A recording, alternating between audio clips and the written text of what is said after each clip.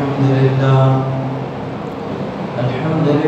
نحمده ونستعينه ونستغفره ونؤمن به ونتوكل عليه ونعوذ بالله من شرور أنفسنا ومن سيئات أعمالنا من يهده الله فلا مضل له ومن يضلله فلا هادي له ونشهد أن لا إله إلا الله ونشهد أن محمدا عبده ورسوله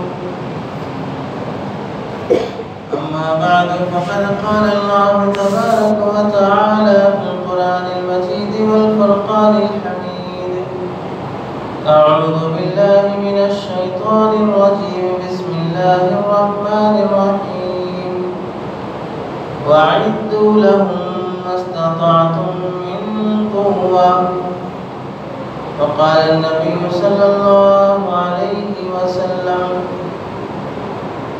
أفضل الجهاد كلمة حق عند سلطان جائر أو كما قال النبي صلى الله عليه وسلم اللهم صل على سيدنا محمد وعلى آل سيدنا محمد وبارك وسلم اللهم صل على سيدنا محمد وعلى آل سيدنا محمد وبارك وسلم اللهم صل على سيدنا محمد وعلى آل سيدنا محمد وبارك وسلم.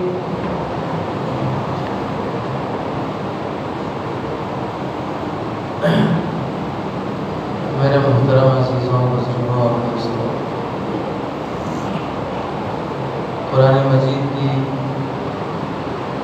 طویل آیت کا نہایت مختصر حصہ آپ حضرات کے سامنے پڑھا گیا اور ایک حدیث پاک آپ حضرات کے سامنے سنایا گیا۔ قرآن مجید کی جو آیت کا حصہ پڑھا گیا اس کا تعلق ہے مسلمانوں کی بیداری اور مسلمانوں کی تیاری سے متعلق۔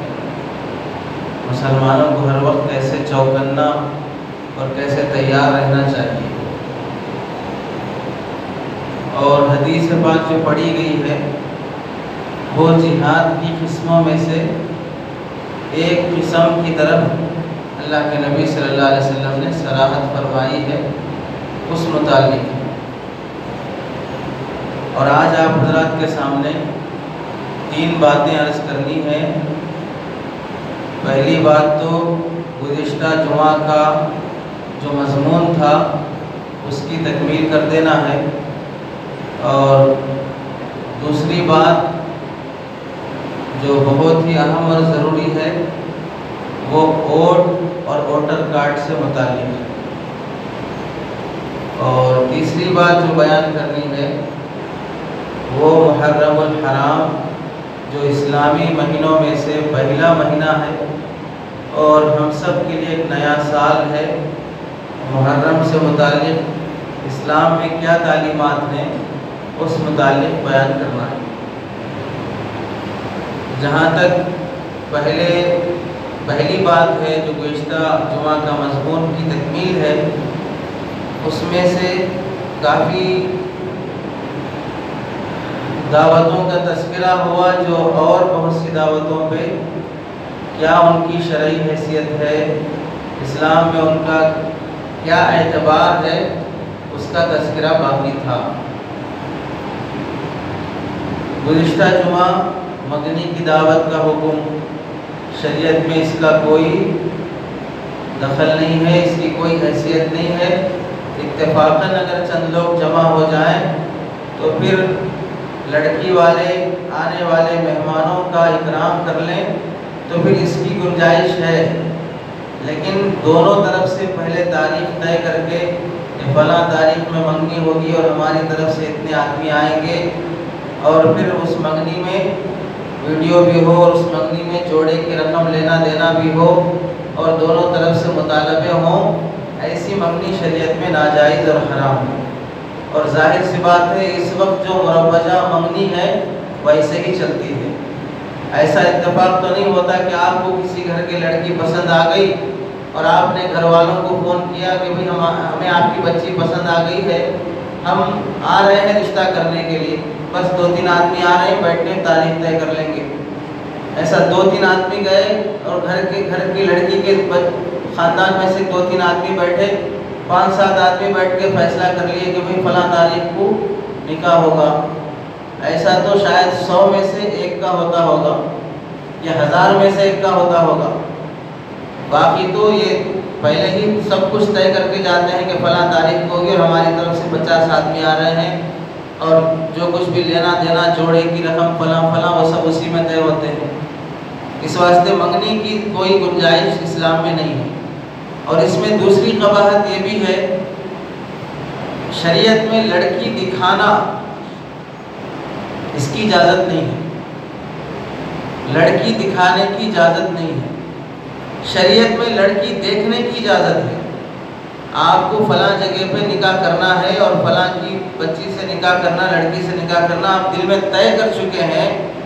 अब आपको बायोडाटा देखने के बाद, किसी औरत को भेजने के बाद पूरा इत्मीनान हो गया और आपको आखिरी मरहले में यानी 80% तो आप और आपके ख़ानदान सब तय हो चुके हैं कि करना है।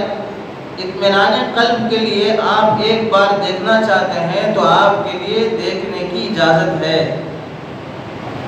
और फुक़हा ने 1 से 3 बार तक की इजाज़त दी है और उसके भी 4-5 शराइत लगाए हैं कि वो देखना ज़ेब व ज़ीनत के साथ ना हो, वो देखना खलवत में ना हो, वो देखना दूसरे महरमों के साथ ना हो। इन सब शराइत के साथ अगर देखा जा रहा है तो फिर उस देखने की इजाज़त है। और यहाँ जो दिखाया जाता है, लड़की को बना सवार के दिखाया जाता है और शरीयत में हुक्म यह है कि बनी सवरी हुई लड़की को तुम्हें देखने की भी इजाज़त नहीं है। जहाँ देखने की इजाज़त है वहाँ शर्त है कि सवरी हुई हालत में ना देखा जाए, क्योंकि सवरी हुई हालत में देखा जाएगा तो वो भी एक तरह का धोखा ही है। अब पूरा ब्यूटी पार्लर जाके मेकअप वेकअप करके आके बैठी है, उस हालत में जाके तुम देख रहे हो। अब जब निकाह के बाद घर आई है तो वो तो सारा मेकअप गायब है और वहाँ से फिर झगड़े शुरू हो रहे हैं। जब मंगनी में देखे थे तो कोई और थी और शादी में देख रहे हैं तो कोई और है। मंगनी में भी वही थी, अब भी वही है। उस वक्त मेकअप था, अब मेकअप नहीं है। तो सवरी भी हालत में देखने की इजाज़त नहीं है।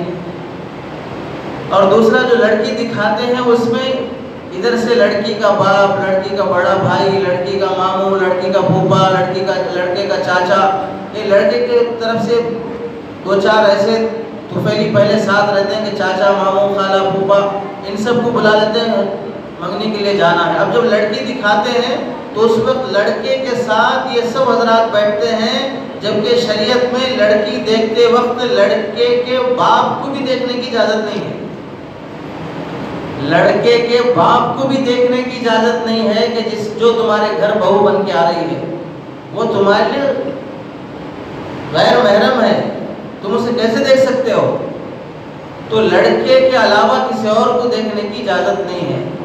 तो लड़की दिखाने की इजाज़त नहीं है। लड़का अगर देख ले तो उसके लिए इजाज़त है, गुंजाइश है। अब मसला होगा कि भाई एक तरफ तो आप बोल रहे हैं कि शरीयत में दिखाने की इजाज़त नहीं है और दूसरी तरफ बोल रहे हैं कि देखने की इजाज़त है। अब वो दिखाएंगे नहीं तो हम देखेंगे कैसे? अब वो दिखाएंगे नहीं तो फिर देखेंगे कैसे? तो जाहिर सी बात है, दिखाएंगे नहीं तो देखेंगे कैसे? तो उसके 2 तरीक़े हैं। एक तरीका ये है कि आप बिलवास्ता देखें तो आपका देखना शुमार होगा। आप नहीं देखे लेकिन आपका ऐसा मोतमद अले बंदा देखा है कि जिसके देखने पे आपको भरोसा है।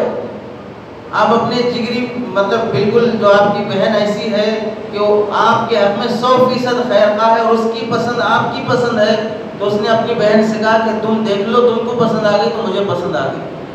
माँ से कहा कि माँ तुम्हारी पसंद मेरी पसंद है, तुमको पसंद है तो मुझे भी पसंद है। तो बिलवास्ता देखना भी तुम्हारा देखना कहलाएगा।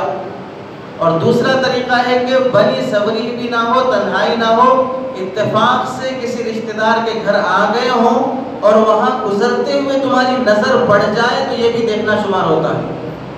तो शरीयत में इस तरह देखने की इजाज़त है जिसमें किसी तरह के फितने का अंदेशा ना हो। और हमारे पास जो मंगनी में दिखाया जाता है वो मुस्तकिल दिखाया जाता है اور ایسے دکھانے میں جو خرابیاں پائی جاتی ہیں اس میں ایک خرابی یہ بھی ہے بہت ساری خرابیوں کے ساتھ، ایک تو لڑکی والوں کا خرچ بھی ہر بار زیادہ ہوگا، اور دوسرا یہ دیکھنے والے اس دیکھنے کے بہانے باری باری آتے رہیں گے اور نئے نئے لوگوں کو لاتے رہیں گے۔ پرسوں چاچا آئے تھے، اب دوسری بار آ رہے ہیں، خالہ بھی ماموں بھی آ رہے ہیں، تیسری بار آ رہے ہیں، ہمارے بڑے بھائی نہیں تھے ان کو بھی ساتھ لا رہے ہیں، ہمارے فلاں نہیں تھے ان کو بھی ساتھ لا رہے ہیں۔ یہ بدل بدل کے لاتے ہیں بار بار، یہ بدل بدل کے دکھانا ایک اور گناہ ہے۔ اور ایک مزید بات یہ ہے کہ اگر اتنا سب دیکھنے کے بعد بالفرض رشتہ پسند نہیں آیا اور انکار کر کے چلے گئے، بڑی شرافت سے بولتے ہیں، گھر جا کے فون کر کے بولتے ہیں، گھر جا کے فون کر کے بولتے ہیں، آئے تھے یہاں بیٹھ کے دیکھ کے فیصلہ کر کے جانے واسطے، یہاں سمجھ میں نہیں آیا، اب گھر جا کے کیا دیکھ کے فیصلہ کریں گے؟ بھائی جب تمہارے سامنے مال رکھا ہوا ہے تو وہ دیکھ کے خریدنا نہیں خریدنا وہ سمجھ میں نہیں آ رہا ہے، گھر جا کے بولیں گے کہ وہ مال میں خریدتا ہوں، بھائی ایسی حماقت ہے۔ یہ سب بہانے ہوتے ہیں، گھر جا کے دیکھ کے بولیں گے فلاں کریں گے۔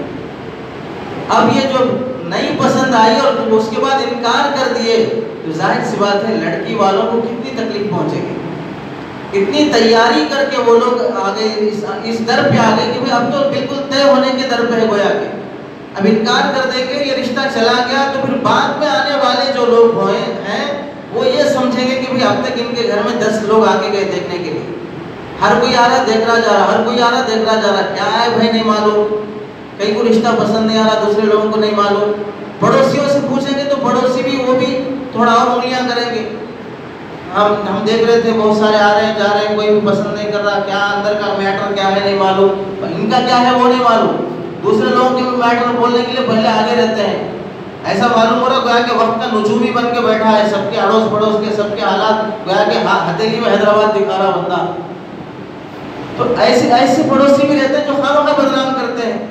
تو اتنا تیاری کرا کے دکھانے کے بعد جب لڑکی کو ریجیکٹ کر دیا جائے گا تو پھر اس کے خاندان پر اس کے دل پہ کیا گزرے گا، دوسرے آنے والے رشتے بھی بند ہو جائیں گے یا تاخیر اور دیر ہوتی جائے گی۔ اس واسطے منگنی میں اس طرح جو مروجہ دکھانا ہے وہ دکھانے کی اجازت نہیں ہے۔ نکاح کی دعوت کی بھی تفصیل آ گئی کہ مطالبے پر نہ ہو، مال حرام سے نہ ہو، اور اس میں دوسرے ایسی حرام چیزیں شامل نہ ہو جیسے بے پردگی نہ ہو، ویڈیوگرافی نہ ہو، گانا بجانا نہ ہو، میوزک نہ ہو، اور پھر مردوں کی جگہوں پہ انتظام کرنے والے لیڈیز نہ ہو، لیڈیز کے سیکشن میں، اور مرد ویٹر نہ ہو، یہ ساری تفصیلات کے ساتھ نکاح کے کھانے کی اجازت ہے۔ اگر یہ سب شرائط نہ ہو تو پھر ایسی دعوت میں شرکت کرنے کی اجازت نہیں ہوگی۔ بعض شرائط وہ ہیں جس کی وجہ سے نکاح کی دعوت ہی حرام ہو جاتی ہے، جیسے حرام کی دعوت ہے، مطالبے پہ دعوت ہے، اور بعض شرائط ویسے ہیں کہ وہ ہونے کی وجہ سے دعوت تو حرام نہیں ہوگی لیکن آپ کی شرکت حرام ہو جاتی ہے۔ وہ کھلا سکتا ہے لیکن آپ ایسی جگہ شریک نہیں ہو سکتے۔ کھانا حلال کا ہے لیکن میوزک لگی ہے، کھانا حلال کا لیکن بے پردگی ہے، تو ایسی دعوت کھانے حلال چیز ہے لیکن آپ ایسی دعوت میں شریک نہیں ہو سکتے۔ باحیا عورتوں کو لے کے نہیں جا سکتے، پردے دار خواتین کو ایسی جگہ پہ جانے کی اجازت نہیں ہوتی۔ تو نکاح کی دعوت ہوئی، ولیمے کی دعوت میں زیادہ ہنگامہ کرنے کی اجازت نہیں ہے، اور ولیمہ 3 دن تک مسنون ہے، یعنی اگر کوئی بندہ 1 دن 2 دن 3 دن تک کر لے تو اس کی گنجائش ہے، اجازت ہے۔ 3 دن سے اگر آگے چل کر امام مالک کے پاس 5 سے 7 دن کی اجازت ہے، باقی احناف کے پاس 3 دن کی اجازت ہے، اس سے زیادہ کی اجازت نہیں ہے۔ اس کے بعد اگر کوئی آدمی چھوٹا ولیمہ بڑا ولیمہ یہ بھی چلتے ہیں، چھوٹا ولیمہ یعنی بڑے ولیمے میں شاید بڑے بڑے پیٹ والے آئیں گے، چھوٹے ولیمے میں چھوٹے چھوٹے پیٹ والے آئیں گے، تو یہ چھوٹا ولیمہ بڑا ولیمہ بھی چلتا ہے۔ شریعت میں 3 دن کے بعد کوئی چھوٹا بڑا نہیں ہے۔ اگر آپ کو دوبارہ اپنے نکاح کی خوشی پہ دعوت کرانا ہو تو وہ اسے معتوبہ کہیں گے، یعنی عام دعوت، اسے ولیمے کی دعوت کا نام نہیں دیا جائے گا، وہ ولیمہ نہیں کہلاتا ہے۔ اللہ کے نبی صلی اللہ علیہ وسلم نے 3 دن تک کی اجازت دی ہے بعض احادیث میں، اور بعض احادیث میں اللہ کے نبی نے 5 سے 7 تک کی اجازت دی ہے، تو دوسرے ائمہ اس مسلک کو لیتے ہیں۔ ایسے عقیقے کی دعوت، عقیقے کی دعوت میں طریقہ یہی ہے کہ آپ بہتر ہے کہ بچہ پیدا ہونے کے بعد 7ویں دن بچے کے سر کے بال نکال دیں اور نام رکھ دیں، اور ان سر کے بالوں کے جو نکالے گئے اس کے برابر چاندی یا چاندی کے بقدر پیسہ صدقہ دے دیں، اور 7ویں دن اگر لڑکا ہے تو 2 بکرے، لڑکی ہے تو 1 بکرا استطاعت کے بقدر. اگر استطاعت نہیں ہے تو لڑکے کے لیے بھی 1 بکرا کافی ہے. لڑکے کے لیے 1 بکرا کافی ہے. اگر استطاعت نہیں ہے تو پھر 2 بکرے دے لڑکے کی طرف سے اور لڑکی کی طرف سے 1 بکرا دے. اور اگر قربانی کے ایام گزر گئے ہیں، ان دنوں میں اگر کسی بڑے جانور میں حصہ لے کے عقیقہ کرنا چاہتے ہیں تو عقیقہ قربانی کے دنوں کے ساتھ خاص نہیں ہے، پورے سال کبھی بھی ہو سکتا ہے.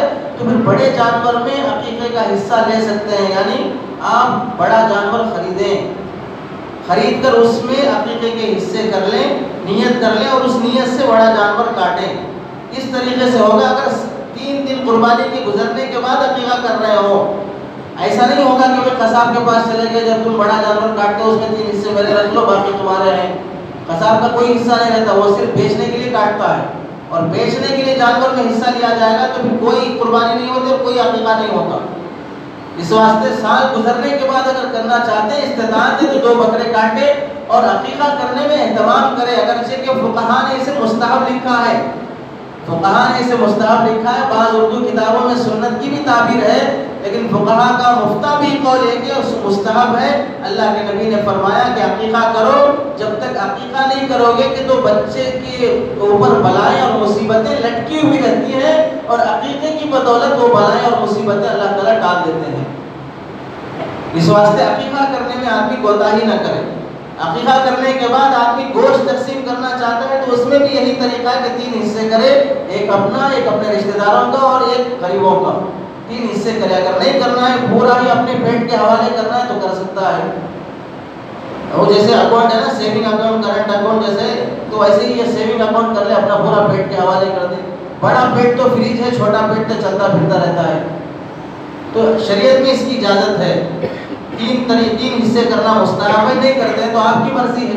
پورا ہی کسی کو دے دیں تو بھی کوئی حرج کی بات نہیں ہے، پورا ہی کسی غریب کے حوالے کر دیے. اور اگر دعوت کرتے ہیں تو اس میں اسراف اور فضول خرچی کی اجازت نہیں ہے. بعض لوگ ولیمے کی عقیقے کی دعوت بھی ایسے کرتے ہیں جیسے نکاح اور ولیمے کی دعوت کر رہے ہیں. فنکشن ہال بک کرتے ہیں اور اتنے لوگوں کا ہنگامہ کرتے ہیں. 2 کاٹنا تھا 4 بکرے کاٹتے ہیں، اور پھر اسے شان کے طور پہ بولتے بھی ہیں کہ بھئی اس کے عقیقے ہم نے 6 بکرے کاٹے تھے. بھائی کہیں کہ 6 بکرے کاٹنے کی ضرورت کیا تھی تیرے؟ شریعت تھوڑی بولتی ہے کہ 4 بکرے کاٹو 6 بکرے کاٹو. اور پھر اس میں یہ شان اور فخر دکھانا مقصود ہوتا ہے. اس واسطے عقیقہ اگرچہ کہ مستحب عمل ہے، اس سے بچے کی مصیبتیں اور بلائیں ٹل جاتی ہیں، لیکن اگر اس میں یہ فساد کی چیزیں آ جاتی ہیں تو پھر وہ کوئی فائدہ اور کوئی مؤثر نہیں رہتا ہے. تو عقیقے میں سنت کی رعایت کی جائے، رواج کے مطابق اسے ایک طرح کی نئی رسم اور رواج نہ بنا دیا جائے. ایسے لڑکی بالغ ہونے پر دعوت کی شرعی حیثیت بالکل بے جا ہے اور ناجائز ہے. کسی کے گھر میں لڑکی بڑی ہو گئی، لڑکی بڑی ہونے پر دعوت کی جا رہی ہے، اس کا رسم کیا جا رہا ہے، اسے نئے جوڑے پیش کیے جا رہے ہیں، پھول کا ہار ڈالا جا رہا ہے. یہ سب چیزیں بے حیائی کی باتیں ہیں، انسانیت سے اور اخلاق سے گری ہوئی باتیں ہیں. کسی کے گھر میں لڑکی بڑی ہونے پر دعوت کی جائے اور اس کے بالغ ہونے کا اشتہار لگایا جائے، اس کی تشہیر کی جائے، یہ بالکل بے حیا کے خلاف چیز ہے. اور ایسے ہی سالگرہ کی دعوت، شادی ہونے کے بعد جب سال آتا رہے گا تو ہر سال کی وہ ہمارے فلاں تاریخ میں نکاح ہوا تھا، اس کے بعد اب پھر اس کی خوشی منا رہے ہیں. ادھر سال کی دعوت، ادھر مرنے کے بعد برسی کی دعوت. مر کے 1 سال ہوا ہے تو مرے تو بھی دعوت ہے، مر کے 1 سال ہوا تو بھی دعوت ہے. شادی ہوئی تو بھی دعوت ہے، شادی کے 1 سال ہوئی تو بھی دعوت ہے. خالی کھانا ہی کھانا ہے، بس کسی نہ کسی بہانے سے کھاتے رہنا ہے.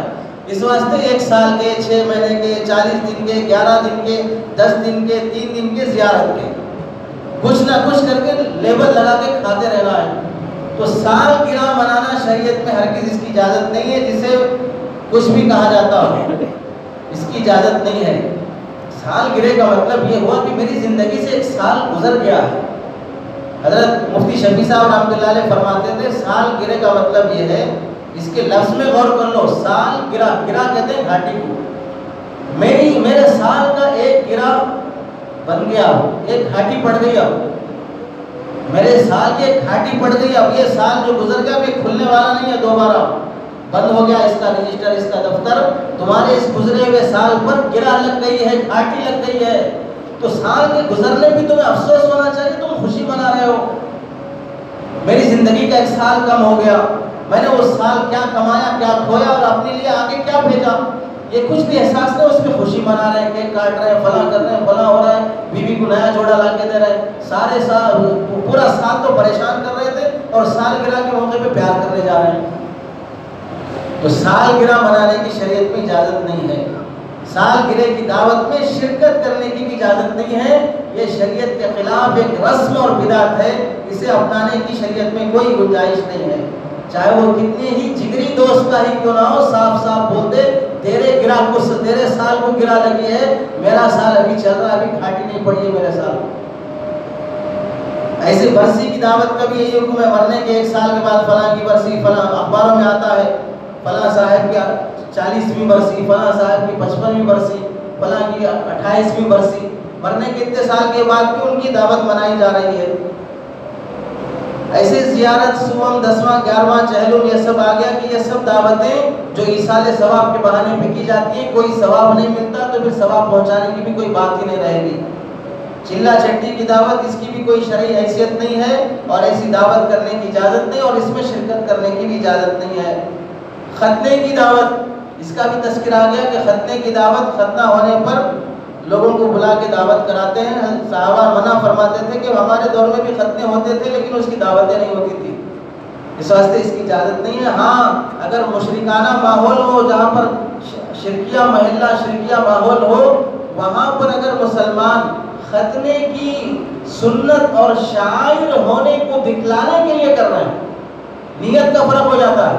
غیر مسلم چونکہ ختنہ نہیں کرتے ہیں، مسلمان ختنہ کرتا ہے اور اس کے لیے شاعر میں سے ہے، اور اس ماحول میں جب مسلمان اپنے اسلامی شاعر کو دکھانے کے لیے کہ ہمارے اسلام میں یہ چیز سنت ہے، تمہارے ماحول میں رہتے ہوئے بھی ہم اس سنت پر عمل کرتے ہیں اور اسے زندہ کرتے ہیں، اسے دکھانے کے لیے اگر کوئی آدمی اپنے مسلمان بھائیوں کو اس دعوت میں شریک کر لیتا ہے تو بعض بڑے فقہا نے اس نیت سے ختنے کی دعوت کی اجازت دی ہے۔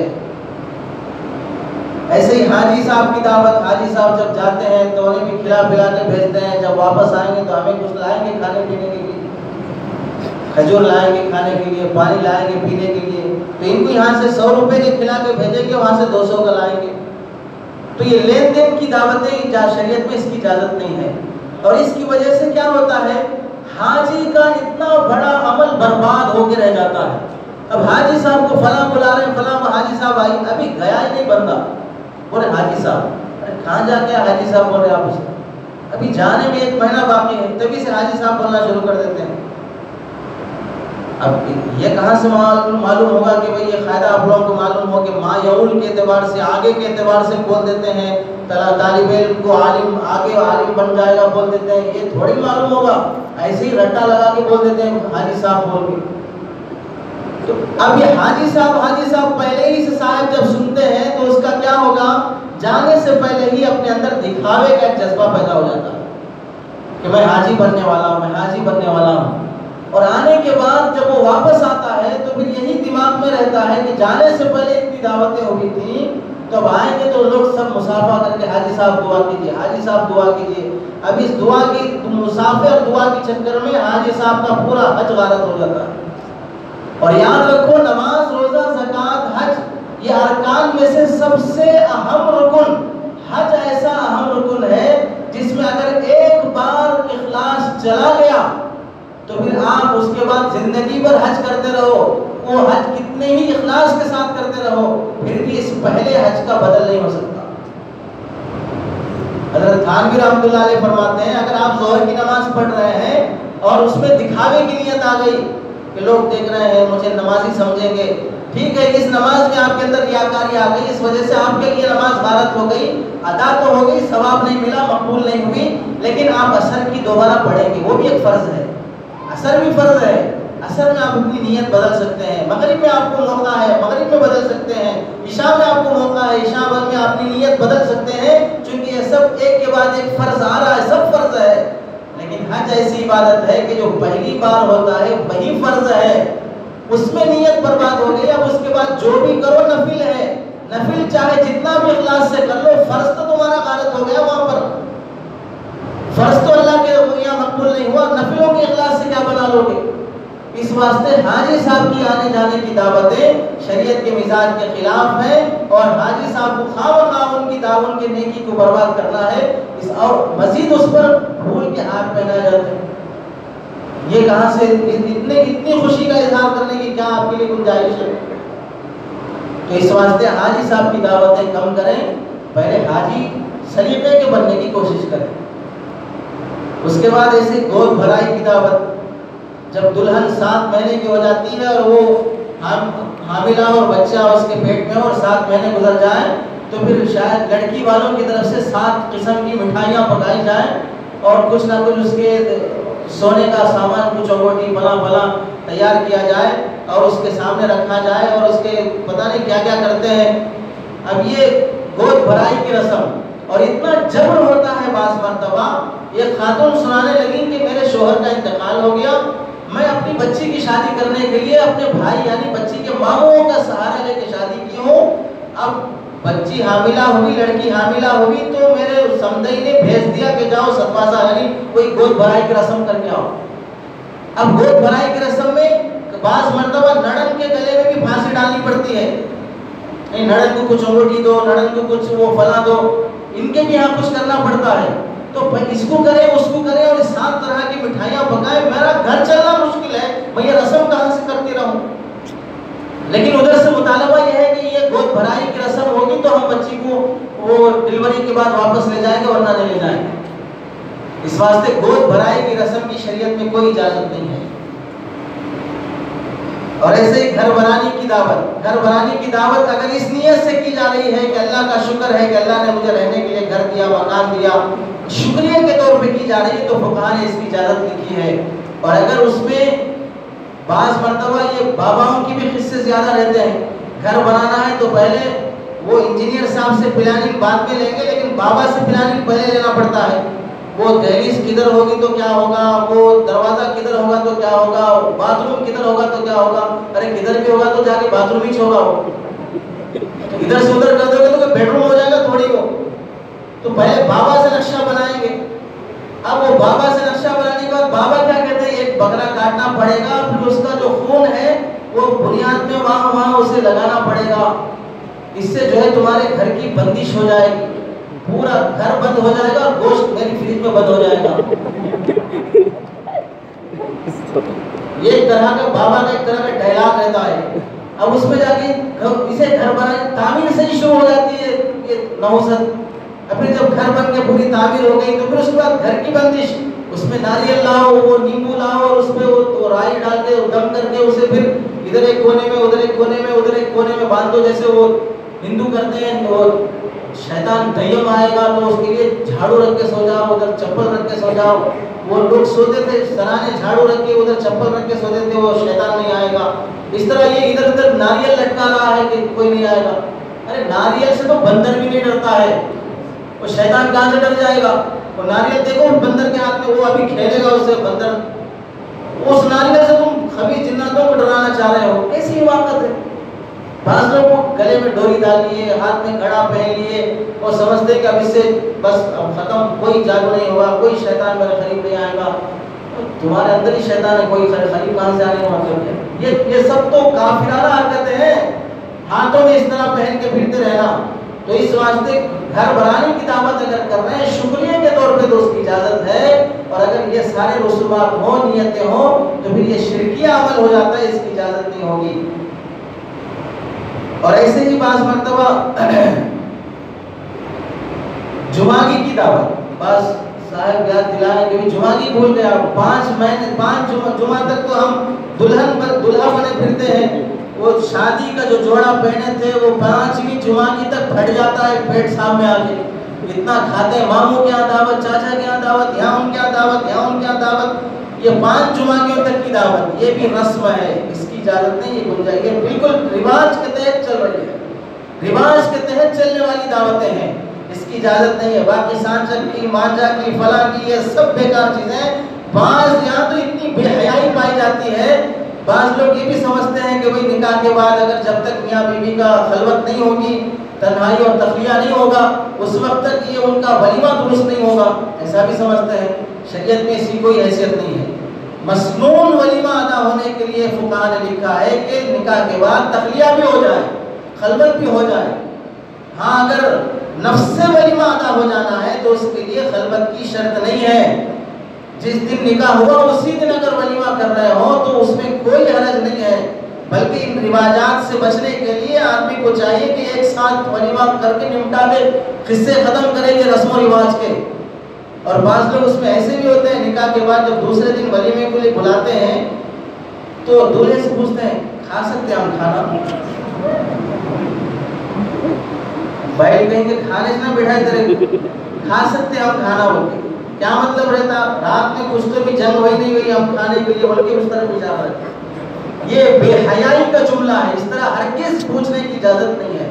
اور ایسے ادھر لڑکی کے پاس ادھر وہاں میں کہ لڑکی والوں میں پوچھا جاتا ہے کہ بھئی تم خوش کرے نہیں کرے، خوش رکھے نہیں رکھے، یہ ساری تعبیرات بالکل بے حیائی کی تعبیرات ہیں۔ اللہ کے نبی صلی اللہ علیہ وسلم نے فرمایا گدھے ہیں وہ لوگ، تعبیر اللہ کے نبی گدھے ہیں وہ لوگ، وہ شوہر اور وہ بیوی گدھے ہیں جو اپنے ساتھ رات کی تنہائی میں جو ہوا ہے اور دن کے اجالے میں اپنے دوستوں کو بتاتے ہیں۔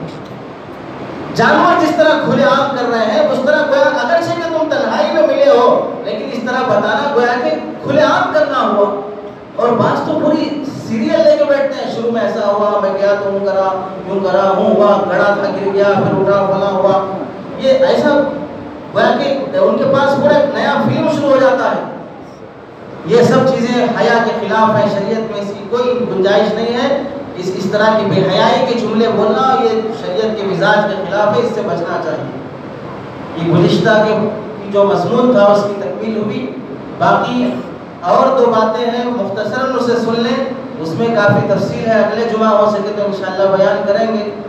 پہلی بات، سب مسلمان جو 18 سال کے ہو گئے ہیں ان سب کے لیے واجب ہے، واجب اور ضروری ہے کہ وہ اپنا ووٹر کارڈ بنائیں۔ ووٹر کارڈ بنانا واجب ہے شریعت کی طرف سے۔ سن لو، جس طرح تم وتر کی 3 رکعت واجب پڑھتے ہو ایسے ہی ووٹر کارڈ بنانا تمہارے لیے واجب ہے۔ نہیں بناتے ہو تو گنہگار ہوگے، نہیں بناتے ہو تو گنہگار ہوگے۔ 3 کروڑ سے زیادہ لوگ ابھی تک ووٹر کارڈ کی لسٹ میں شامل نہیں ہیں۔ 3 کروڑ 36 لاکھ لوگوں کے نام ابھی ووٹر کارڈ کی لسٹ میں نہیں آئے ہیں، اور 2014 میں 83 کروڑ سے زیادہ لوگ ووٹر لسٹ میں تھے، ان کے نام 83 کروڑ سے زیادہ۔ لیکن جب ووٹ ڈالنے کا موقع آیا تو اس وقت 55 کروڑ لوگ ووٹ ڈالے ہیں۔ 83 لوگوں کے نام ہیں، 83 کروڑ کے، اور ووٹ ڈال رہے 55 کروڑ کے لوگ۔ یہ باقی کے اتنے کروڑ کے لوگ ووٹ کیوں نہیں ڈال رہے ہیں؟ کتنی حماقت کی بات ہے۔ 55 کروڑ لوگ ڈالنے کا مطلب یہ ہوا کہ 45% کے قریب یعنی آدھا ہندوستان